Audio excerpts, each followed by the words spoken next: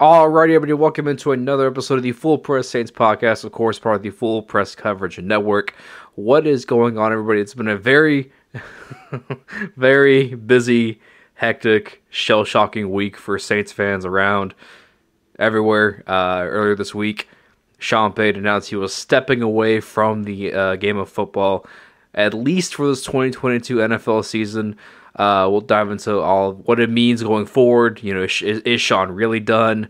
What has Sean meant to this team and this city over the course of 16 years with the New Orleans Saints? And, and more importantly, what is the future of this team going forward now? No Drew Brees, no Sean Payton, several question marks going forward for sure.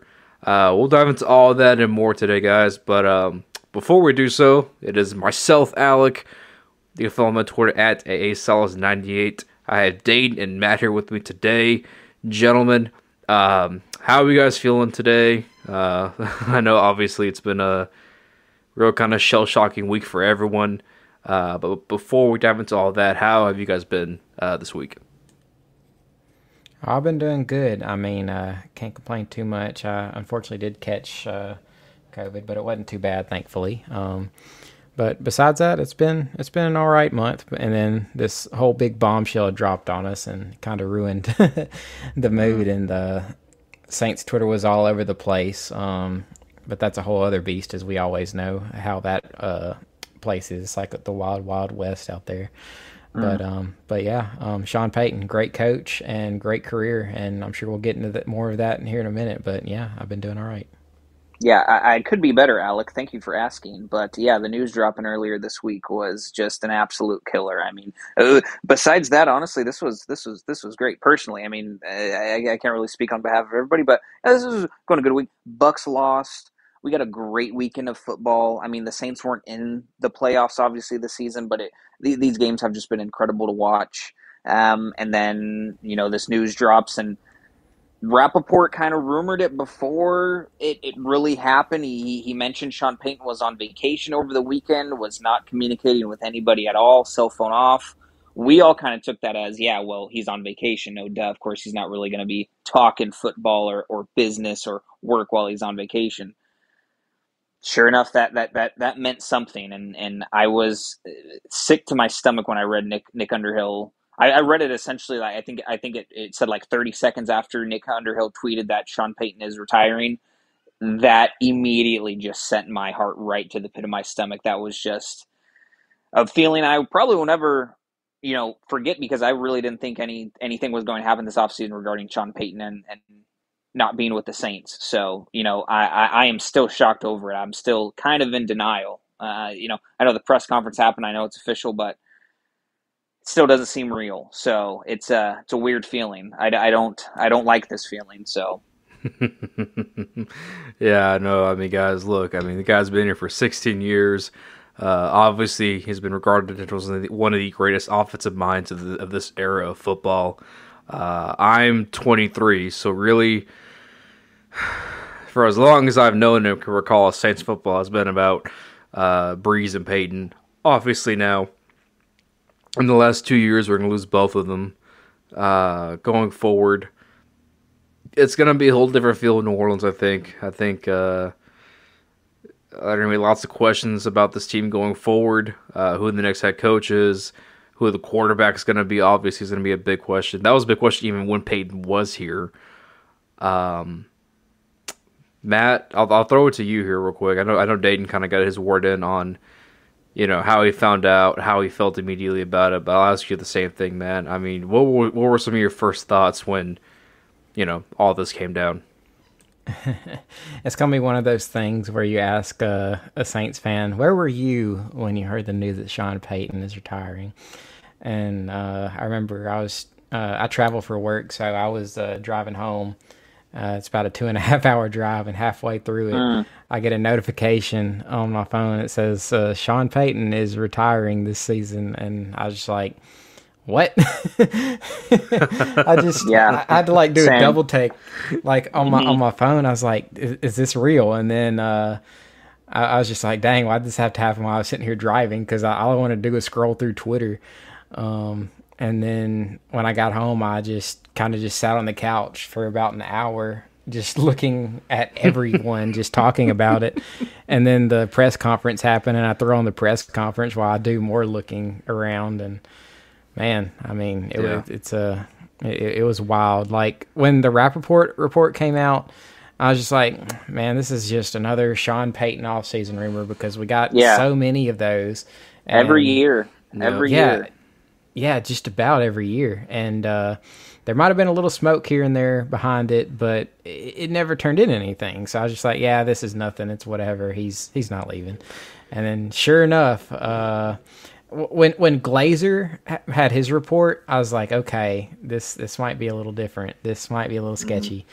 And then, like Dayton said, Underhill put out that thing, and I got that notification on my phone, and man, it was it was rough. The thing with this is it kind of came out of nowhere, and with like Drew Brees, we were prepared for it. We're like, he's about to ride off, and then this one just hit us out of nowhere. So yeah, it's a tough pill to swallow for sure. I mean, and at least when Brees had retired, in the back of our minds, with okay, we have Sean Payton. As long as you have Sean Payton here, he can groom up whoever the next quarterback is going to be after Brees, right? And now, psych. We don't know. So it's interesting you brought up the Glazer report, in Matt, because being here in Dallas, obviously I'm surrounded by Cowboy fans. A lot of my friends and family are already Cowboy fans. So I heard on 105.3 The Fan, the local sports radio out here station, they were having Glazer on that Monday. I believe it was because Tuesday was when he retired, right? That's when it was announced. So Monday, the day before, he was on The Fan. So I had taken a listen. And my initial thought on what Glazer had reported, because normally when it comes to Sean Payton stuff, we trust that Jay Glazer to come out with it first over anybody else. And the feel I got from Jay Glazer was not really that Sean was looking to leave the Saints, go somewhere else and coach. It was more of he wanted to just stop or take a break. And that was completely different than anything we had seen in previous years about Sean Payton leaving the Saints. It was always to go coach somewhere else. But this time it was all about maybe taking a break and, wanting to just step back and, relax.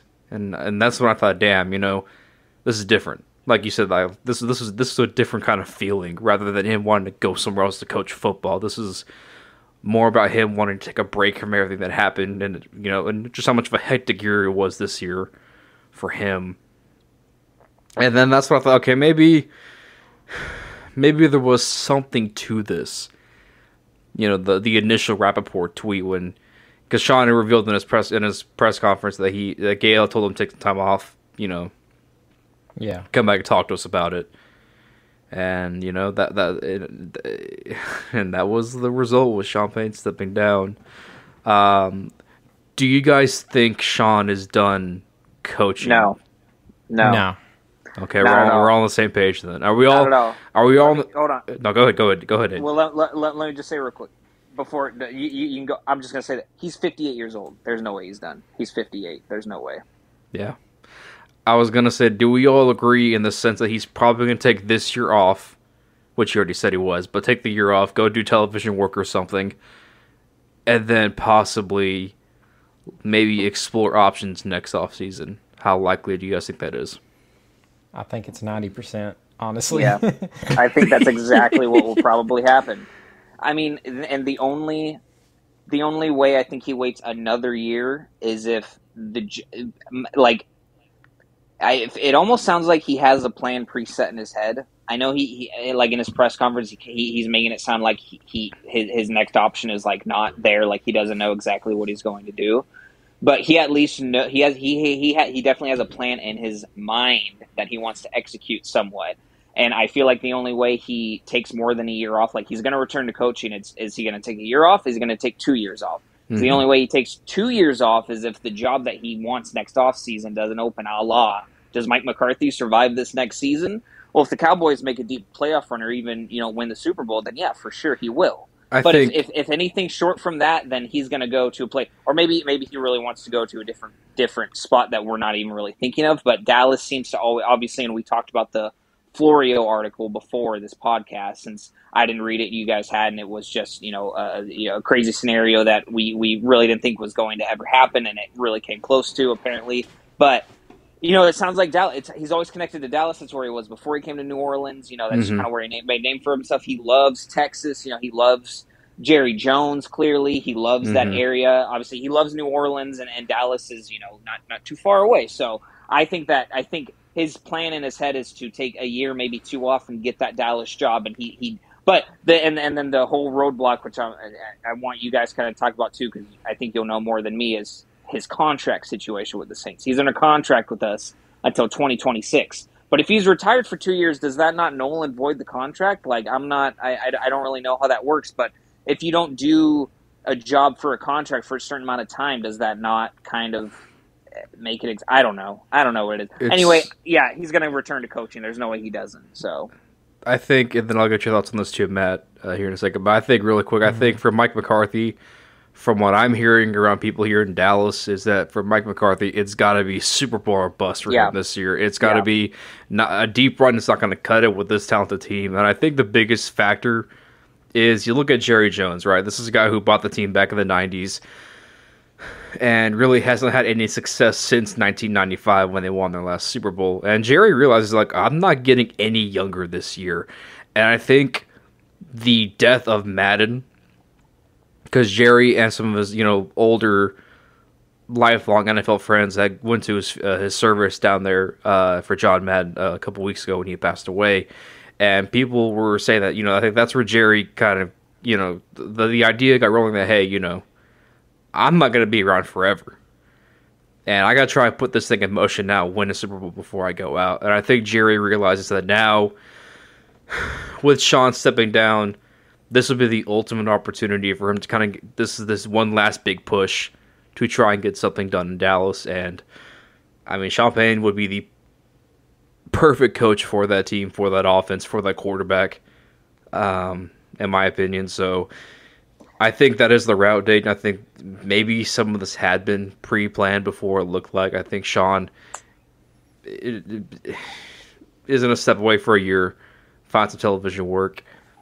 And, I think if Jerry does end up giving McCarthy the axe, that would be the perfect spot for him to go to. The contract-wise, it's kind of tricky because I believe coaches' rights are the same way as players. So if a player retires, if they come out of retirement, that team still holds the rights to this contract. Unless the Saints and Sean mutually agree to just kind of separate and just let Payton go wherever he wants to. I highly doubt that happens because they're going to want some kind of compensation if Sean Payton does come out of retirement. So I believe that works the same way. But we would know for sure if they end up parting ways. We know what's going to happen. Oh yeah. We would know. We would know. But so hopefully that doesn't happen. But that's really the only way I think he'd be able to go to another team, because if he comes out of retirement, then it sounds like he would just be right back with the Saints, and we could definitely trade him. Which doesn't happen very often, but clearly sounds like it was a possibility before anyway. But yeah, I mean, he's got to return. There's no way he doesn't. That's my thinking. I don't know. What do you think, Matt?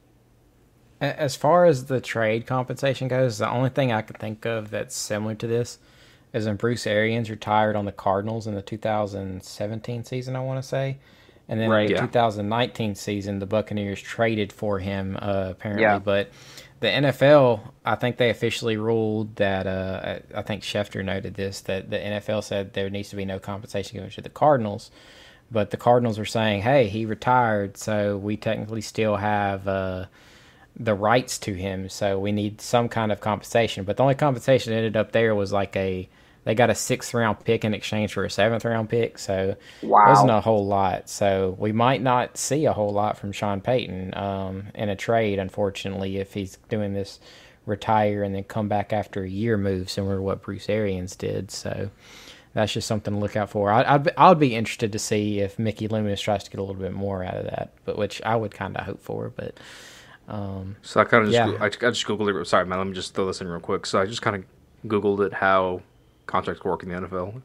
So basically how it works is if a coach who voluntarily resigns or retires prior to the expiration of his contract is prohibited from discussing or accepting employment with another NFL club without the consent of his prior club, this rule applies for the full remaining term of his prior contract, yada, yada, yada. So basically, to summarize it up, and Payton is under contract through 2024, so 2 more seasons. I thought it was 2026. 24. It's 2024? Yeah. Oh, okay.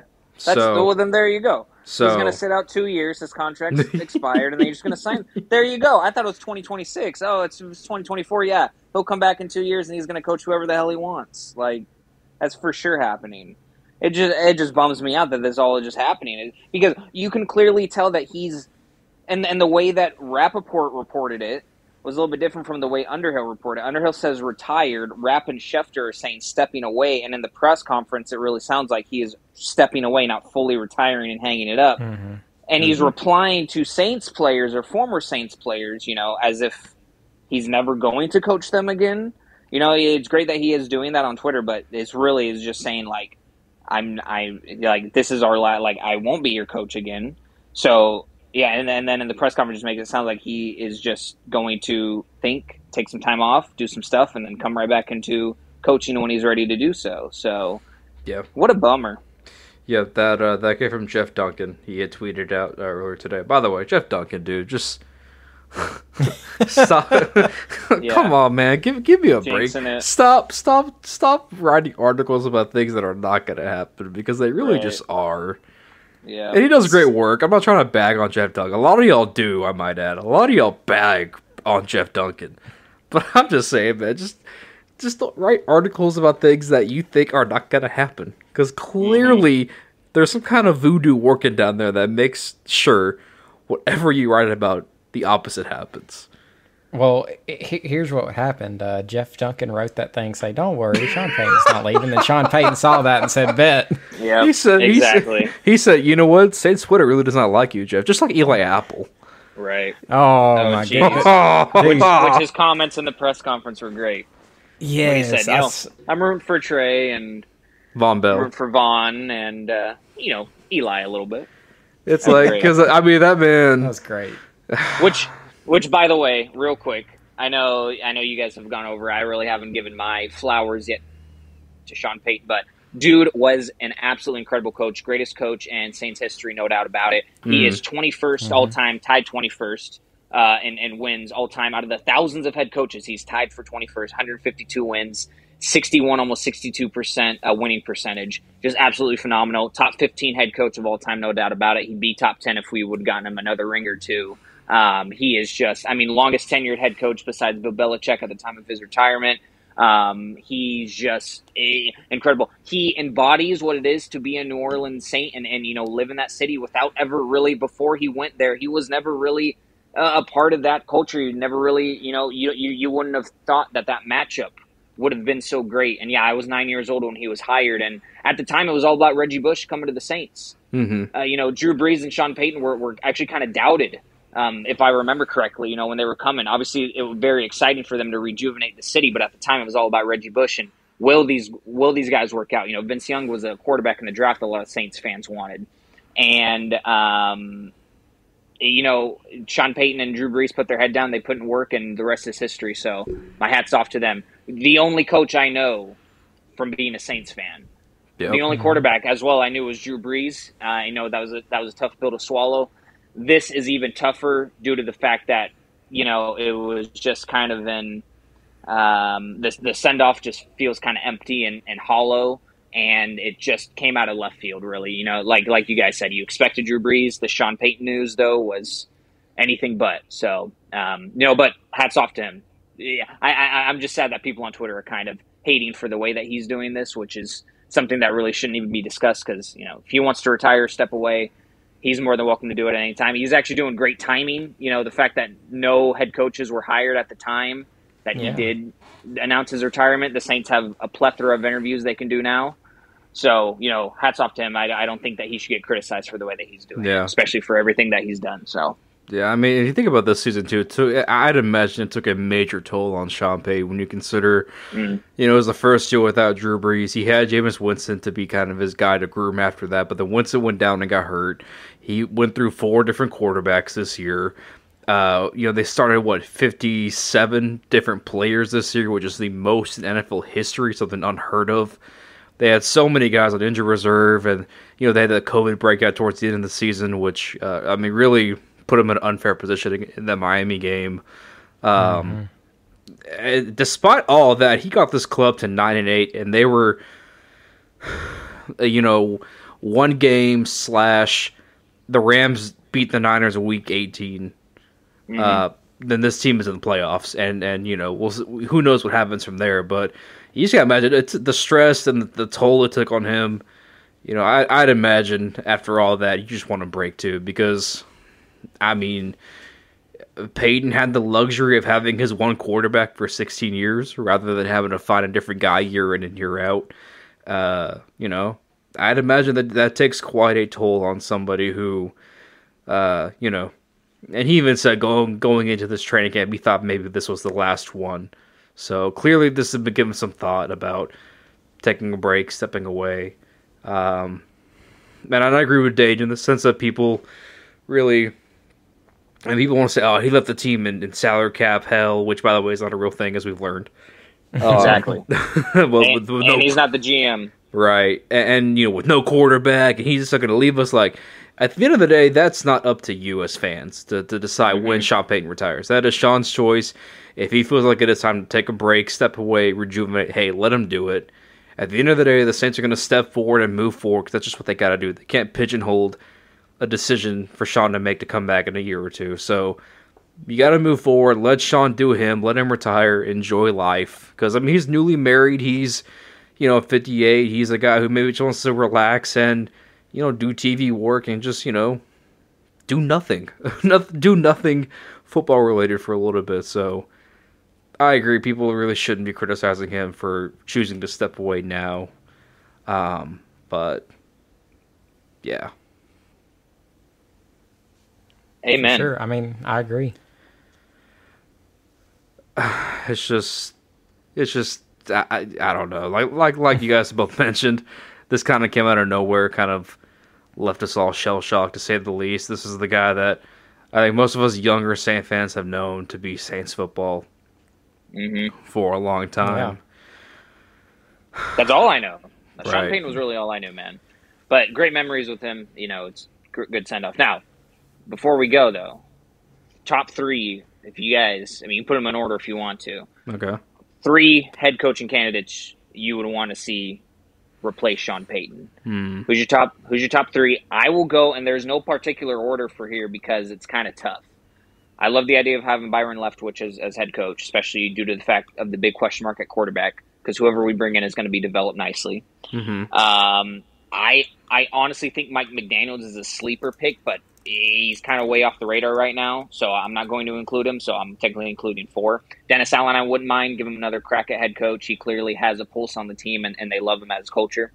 And then, after that, it's kind of Eric Bieniemy is just an obvious choice, but he's not getting a lot of traction for other head coaching, so it just makes me think about he's probably never going to become a head coach at this rate. I feel like he would have got the job by now, but I'm going to throw him into the ring because I would love to see what Bieniemy can do to this offense. So those are my 3 or 4 guys that I really, really like. And Brian Flores would be nice, but his quarterback development situation he's mean. I don't want him. I don't need a mean guy. Mean man. Matt, give me your guys. I'm still trying to figure out who my 3rd guy, because I have 2, but okay. give me your guys, Matt. Yeah, I kind of like how he mentioned Mike McDaniel. That's definitely a good one. Personally, I would kind of like Brian Flores myself. I think he'd bring in a good culture. A mean culture. Yeah, hey, the players would love him in New Orleans. Yeah, I think the defense would really rally around a guy like that. We all say this, but we just say Taysom Hill the first day he sees him. He just go, you're a Mormon, huh? Yeah, it looks about right.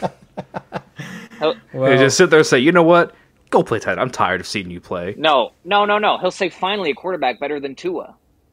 Jesus. Oh, Taysom man. Hill, Dayton, we're not doing that, Dayton. Finally, This is not I'm a doing Tua it. slander. I'm doing it. I- Every day it's Tua slander. I will take Tua over Taysom in a heartbeat. You gonna okay? Actually, no, I'm finish. Sorry, Matt. I'm gonna edit that I didn't out. mean to interrupt, Matt. Go ahead. Go Oh, it's continue, fine. Matt. It's no worries. Pretty much any kind of offensive mind. I'd also like. I do like the fact that they're interviewing Leftwich. I wish they could kind of get Brian Dable in there, but I think he's pretty much gone at this point. But I mean, just to kind of keep the core intact right now, I think Dennis Allen just makes the most sense. Because if you go to Dennis Allen, it's probably going to stay par for the same, and that could be a bad thing. It could be a good thing. That means they probably keep Pete as the OC. And I mean, I know a lot of people like to rag on Pete, but I mean, look, he's had to absorb something. He's been with this staff since the beginning. So since 2006, he was the quarterback's coach. When Doug Marrone left, he became the offensive coordinator. So I mean, he's definitely knows how to run this offense. Whether they can groom the quarterback or not, that's to be questioned. I don't know. That's another whole thing. Is I'm interested in what they're going to do at quarterback. My assumption is they're just going to bring Jameis back for another year. I don't know if that actually happens or not, but I'm just going to go ahead and just stick with Dennis Allen, I guess, because I think they're just going to run it back. But getting Bieniemy would be definitely a top guy too. He would be probably top of my list if I had to choose someone over Dennis Allen, because we need to get that offensive identity back, because the offense definitely struggled this year, and we definitely do not have. I mean, Mike Thomas was out, but it's kind of hard to count on him right now. But when he comes back, I think he's going to be good still. Until we trade him. Yeah, it's possible. Who knows? Who knows what I'm can just happen? kidding. No, we don't. Okay, Balco. We don't need to do it. Stop. Yeah, I mean, who knows what can happen this offseason? I mean, Sean Payton retired. We don't know what's going to happen. It's just interesting. But yeah, those would be my guys. Pretty much the same as Dayton. I like that. I think you're right, man. This is going to be a very.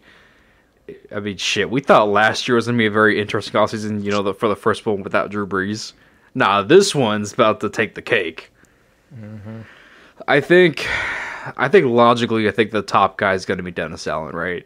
I mean, yeah. Sean himself came out and said that DA is going to be, you know, the right guy for this job. So, I mean, Dennis Allen makes a lot of sense. I'm actually very big on Byron Leftwich. If, you know, the Saints are not using this just as a Rooney Rule requirement, which I really hope they're not, I would really like to see Leftwich and what he could do with this offense, in particular the quarterback, because if it is Jameis, I mean, he was the guy who was OCing Jameis his last year at Tampa, so I would be for that.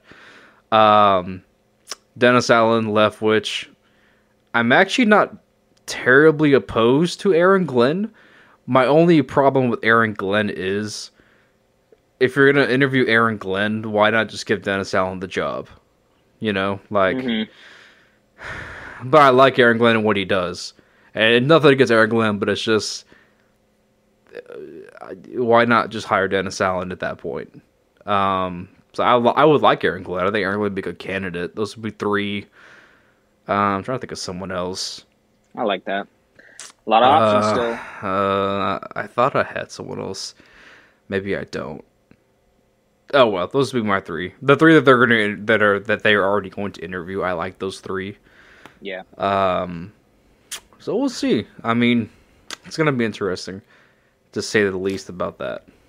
Yeah, it'd be good just to interview as many people as possible. I think Underhill had said this on Twitter. Just get a bunch of minds in the building and just see what they think about the roster, and just try and get all these football minds into one spot and just gather all these opinions and gather more information. Because at first it just came out, they're going to interview Aaron Glenn, and then they're going to interview Dennis Allen, and then they added in Leftwich there, which I think is really good. I think everyone's in agreement on that. It's just best to poke out the options. I mean, of course, it's probably going to end up being Dennis Allen. That's what all the tea leaves are reading to, but It doesn't mean you need to bring in more people and just feel out what could happen. You never know. Yeah, I mean, there are tons of candidates, whether they're in the Sean Payton coaching tree or not. We'll see what happens. Who the hell knows what's going to happen? I'm excited about it. It's going to be very, very intriguing going forward. So, what are you guys going to miss the most about Sean Payton? I'm going to miss Petty Sean. And Twitter Sean. Twitter Sean was hilarious. Mm-hmm. Yeah. Twitter Just Sean the was swagger great. the swagger he brought, man. Yeah, he was unmatched, man. He had the confidence and the. Yeah, I mean, I won't. Unless it's Carmichael's fault, I won't miss some of the offensive play calling that we experienced in the playoffs, especially over the last 4 seasons that we went in. Oh, That's the only. Dayton. Sorry, I got to bring up a negative. That's the only thing I won't miss about Sean Payton. Everything else was fantastic. His swagger, his confidence, the way that he implemented game plans, the way that he knew the opponents, his play calling, his connection with the players, what he did on and off the field to make them feel like a family, like a home, like that team was everything to them, and they showed it on the field. I mean, he was a leader of leaders, is the great thing about Sean Payton. There's so many fantastic leaders that came out of the locker room of the New Orleans Saints, and it's because Sean Payton was there to lead them himself. So, he's a legend. He's a king of kings. Everything about him I'll miss besides, just the one negative I brought up. Sorry, I had to bring it up. This was a positive episode, Dave. Come on. I'm just kidding. I'm just kidding. Until we brought up Brian Flores too. He's mean. There's a difference. I'm not being negative. I'm just pointing out the obvious. He's mean. I think the main thing I'm going to miss is just the culture and just the level of expectations that Sean Payton brought to this team. Yeah. Like, even under the worst circumstances, some of the worst defenses in NFL history, you'd still go 7-9. Yeah. And like this season going 9-8, and there's no longer that floor. I'll edit that out, Matt. It's okay, buddy. Okay, yeah, I'm sorry. No, you're good. Damn. That train's not happy about Sean Payton retiring. It's not happy at all. It's definitely It's getting its input in. Yeah, it definitely is. I live right next to the train tracks, so I'm sorry, y'all. But yeah, it's just the culture and the level of expectations I'm going to miss the most. I'm going to miss one of my favorite things about Sean Payton. I'm not going to lie to you. It was after that playoff game against the Panthers when they had swept them. They beat them for the third time and they swept them. And they're all partying in the locker room. And you see this fool Sean Payton come out with a broom and start handing it out to everybody. And they're all doing this. Dude, Petty Sean was legendary. And then in 2017, like right before the Minneapolis Miracle, he was doing the skull clap. God, that mofo, man. Yeah, man, he was awesome. He was petty and cocky as hell. It was funny to watch, but if you weren't a fan of Sean Payton, then you probably hated the guy. What else? Bountygate was fun. I mean, dude was suspended for a whole year from that, and he put up a freaking giant poster of him in the team facility that said "Do your job" on it. Like, that's how dedicated that man was. Yeah, Bountygate was a trip. Doesn't exist. It really was. Never existed. Yeah, it never existed. Who's gonna watch the Kevin James movie Friday? Nah, never. I'm still gonna watch it. Good. You can't pay me to watch that. You can't. It looks pay me bad. To watch that. I'm gonna watch it. I don't know about you. I'm a huge fan. Have fun. I'm a fan of Kevin James, so regardless, I'm gonna pop that on and just see what I'm looking forward to.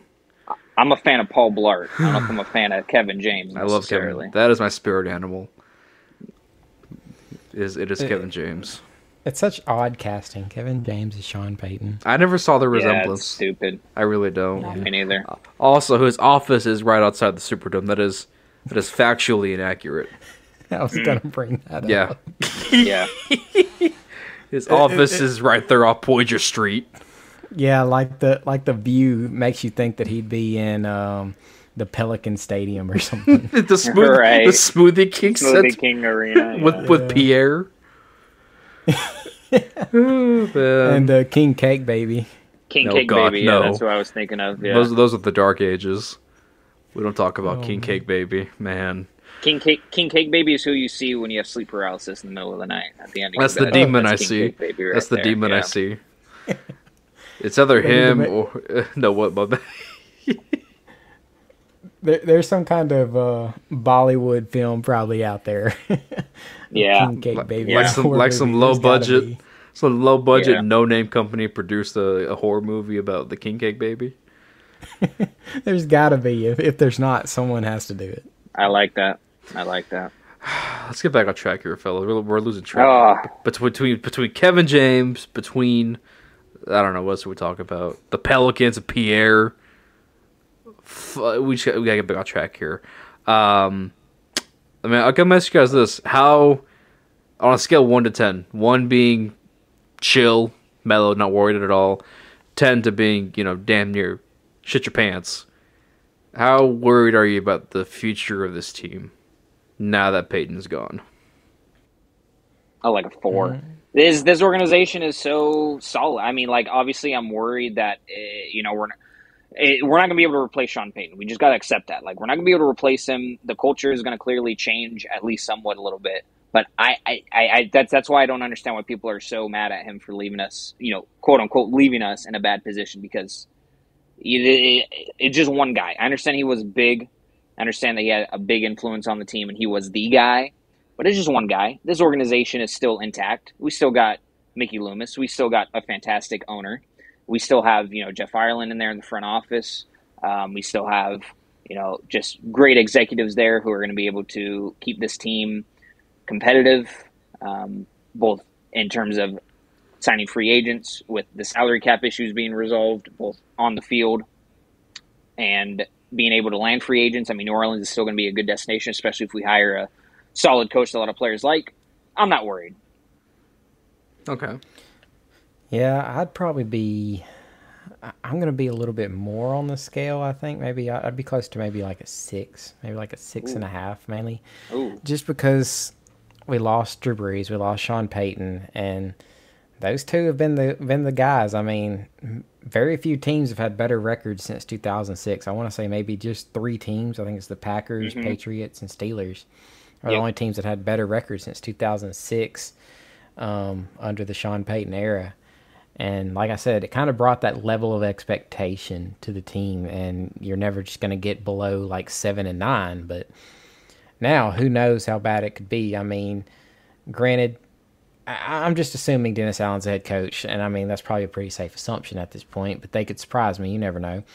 I mean, Dennis Allen's first 10 years head coach in Oakland didn't go that well. And granted, I mean, it's a different organization, different players and everything. And we do have a good roster right now. But, and I know they always like to joke about salary cap hell and all that, but at some point we got to probably take our losses towards that salary cap and maybe get ready for a future regime possibly, because if we can get to the point where we can make a major plays in free agency, that would be nice. But I mean, you look at some teams in the NFL, they always have all this salary cap and they just never do anything with it. You definitely don't want to be in that lane either. But I mean, it's good ownership, good front office. You just hope that those two things can keep things rolling. But until we get, because the head coach and quarterback are 2 huge question marks, and I don't know how good we can get the offense back rolling. And as long as this defense is there, that can lead to something. But we really got to get the quarterback and head coach situation, one of those questions answered. And once I see that, I'll feel better. I'm not on a huge panicking scale where I'm just like, oh my God, you got to burn everything to the building. Like, I'm okay with them if they want to run everything back with Dennis Allen as the head coach and pretty much keep everything intact. I'm fine with that. But Right. I do have my questions to if it will work or not. So, but I'm willing to give it a shot for 2, probably closer to 3 to 4 years, probably the more fair shake at it. We just got to see how it goes. That's just the end all be all. But of course, we have to get a quarterback. That's going to be the main thing. And that's going to be the first thing I'm looking at is what we're going to do at the quarterback situation. Yeah, I think for me, I think both of you guys made excellent points. I maybe lean towards maybe a 5 or 6, just because whoever comes into this over the head coaches, whether it's an offensive guy like Byron Leftwich or a defensive minded guy like Dennis Allen, they have to figure out what they're going to do at the quarterback position. At last, we saw some good things from Jameis, and right now he probably is the most realistic answer at quarterback for this team going forward next season on a 1-year prove-it type deal.